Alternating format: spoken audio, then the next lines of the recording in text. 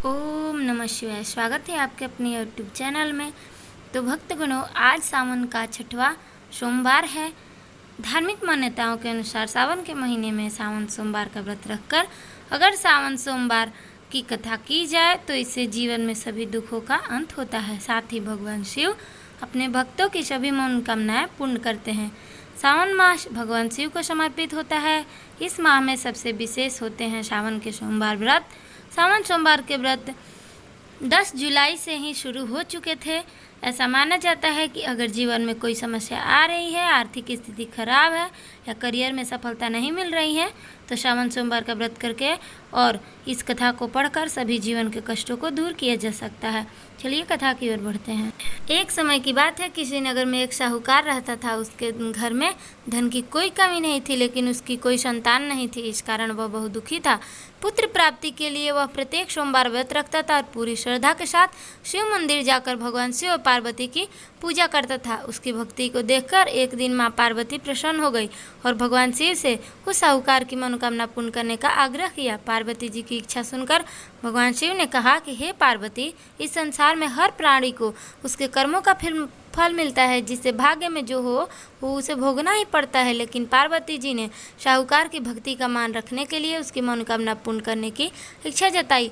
माता पार्वती के आग्रह पर शिव जी ने साहूकार को पुत्र प्राप्ति का वरदान तो दिया, लेकिन साथ ही यह भी कहा कि उसके बालक की आयु केवल 12 वर्ष होगी। माता पार्वती और भगवान शिव की बातचीत को सुनकर साहूकार सुन रहा था। उसे ना तो इस बात की खुशी थी और ना ही दुख। वह पहले भी भांति शिव जी की पूजा करता रहा। कुछ समय के बाद साहूकार के घर एक पुत्र का जन्म हुआ।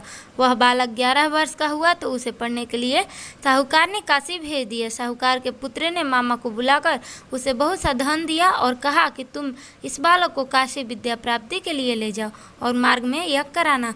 जहाँ भी यज्ञ कराओ वहाँ ब्राह्मणों को भोजन कराते और दक्षिणा देते हुए जाना।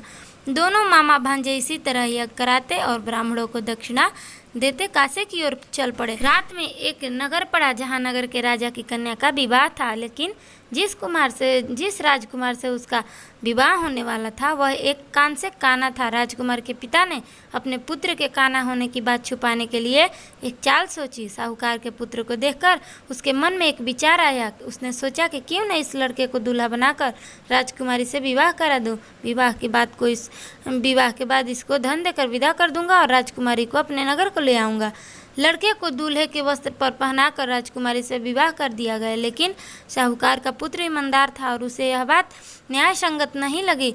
उसने अवसर पाकर राजकुमारी की चुन्नी पर पल्ले पर लिखा कि तुम्हारा विवाह तो मेरे साथ हो चुका है, लेकिन जिस राजकुमार के संग तुम्हें भेजा जाएगा वह एक कान से काना है। मैं तो काशी पढ़ने के लिए जा रहा था। जब राजकुमारी ने चुन्नी पर लिखी बातें पढ़ी तो उसने अपने माता पिता को यह बात बताई। राजा ने अपनी पुत्री को विदा नहीं किया, जिससे बारात वापस चली गई। दूसरी ओर साहूकार का लड़का और उसका मामा काशी पहुंचे और वहां जाकर उन्होंने यज्ञ किया।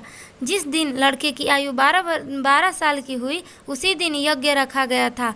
लड़के ने अपने मामा से कहा कि मामा, मेरी तबीयत कुछ ठीक नहीं है। मामा ने कहा कि तुम अंदर जाओ और सो जाओ। शिव जी की वरदान अनुसार कुछ ही देर में उस बालक के प्राण निकल गए। मृत भांजे को देखकर उसके मामा ने विलाप शुरू किया। संयोगवश उसी समय शिव जी और माता पार्वती उधर जा रहे थे। पार्वती जी ने भगवान से कहा, स्वामी, मुझे इसके रोने के स्वर सहन नहीं हो रहा। आप इस व्यक्ति के कष्ट को अवश्य दूर करें। जबकि शिव जी मृतक बालक के पास समीप गए तो वह बोले कि यह उसी साहूकार का पुत्र है जिसे मैंने 12 वर्ष की आयु का वरदान दिया था। अब इसकी आयु पूरी हो चुकी है। लेकिन मृत भाव से विभोर माता पार्वती ने कहा कि हे महादेव, आप इस बालक को और आयु देने की कृपा करें, अन्यथा इसके वियोग में इसके माता पिता के भी प्राण तड़प तड़प कर निकल जाएंगे। माता पार्वती के आग्रह पर भगवान शिव ने उस लड़के को जीवित होने का वरदान दिया। शिव जी की कृपा से वह लड़का जीवित हो गया। शिक्षा समाप्त करके लड़का मामा के साथ अपने नगर की ओर चल दिए। दोनों चलते हुए उसी नगर में पहुंचे जहां उसका विवाह हुआ था। उस नगर में भी उन्होंने यज्ञ का आयोजन किया था।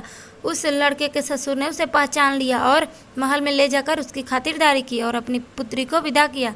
इधर साहूकार और उसकी पत्नी भूखे प्यासे रहकर बेटे की प्रतीक्षा कर रहे थे। उन्होंने प्रण रखा था कि यदि कोई यदि उन्हें अपने बेटे की मृत्यु का समाचार नहीं मिला तो वह भी प्राण त्याग देंगे, परंतु अपने बेटे को जीवित होने का समाचार पाकर वह बेहद प्रसन्न हुए। उसी रात भगवान शिव ने व्यापारी के स्वप्न में आकर कहा, हे श्रेष्ठी, मैंने तेरे सोमवार व्रत करने का और व्रत कथा सुनने से प्रसन्न होकर तेरे पुत्र को लंबी आयु प्रदान की है।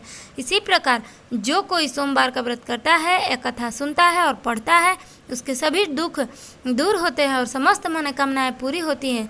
सावन सोमवार स्नान दी के बाद भगवान शिव जी के मंदिर में जाएं, लोटे में जल भर कर ले जाएं, मंदिर जाकर शिवलिंग पर जल अर्पित करें, भगवान को वहीं पर खड़े होकर शिव मंत्र का 108 बार जाप करें। दिन में केवल फलाहार करें, सायंकाल भगवान मंत्रों का फिर जाप करें तथा उनकी आरती करें। अगले दिन पहले अन्न और वस्त्र का दान करें, तब जाकर व्रत का पारायण करें। आपको यह कथा कैसी लगी? अगर अच्छी लगी तो हमारे वीडियो को लाइक करिए, शेयर करिए, चैनल को सब्सक्राइब करिए। हो सके तो कमेंट बॉक्स में अपना राय जरूर दीजिएगा। जय श्री राधे।